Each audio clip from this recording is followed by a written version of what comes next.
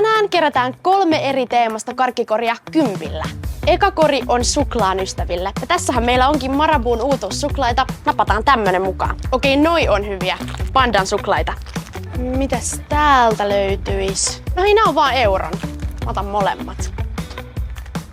Hei jes, täällä on mun lemppareita eli KitKatteja. Mä otan tän. Ja nyt meillä onkin 10 täynnä. Näin paljon sai vaan 10. Seuraava kori kerätään lakritsin ja salmiakin ystäville. Lähdetään kattoo mitä löytyy.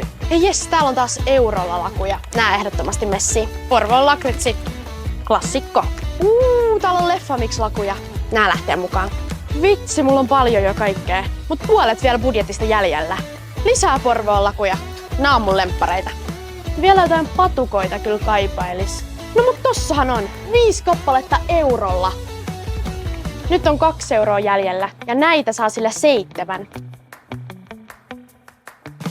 Sitten vikakori on mun oma suosikki, eli hedelmäkarkkien ystäville. Leffamix eurolla. Nää näyttää hyviltä. No tästä vierestähän löytyy revontulimarmelaadeja. Nää on kyllä tosi jees. No hei, täällähän on tämmönen tosi iso pussi 3 eurolla. 5 euroa vielä jäljellä. Mitähän sitä ottais? No hei, nääkin on vaan euron. Otetaan biilareita.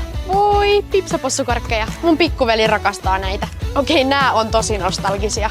Euro vielä jäljellä. No hei, otetaan tämmönen karkkikeppi. Nyt tuli taas 10 täyteen ja pikkuvelikin sai herkkuja. Kommentoi alle, minkä korin sä olisit valkannut.